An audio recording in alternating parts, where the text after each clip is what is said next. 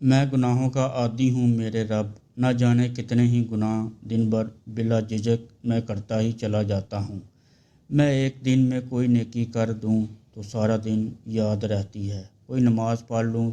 تو نہیں بھولتا، مگر دوسری طرف مجھے اپنے ایک دن میں کیے گئے گناہ یاد نہیں رہتے،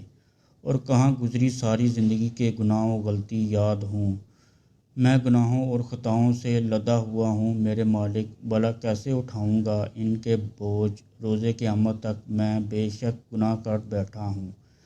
پر اللہ پاک آپ جانتے ہیں کہ میں ندامت لیے آتا ہوں، آپ کے در پر ہی ہوں، مجھے آسرا آپ کا ہی ہے،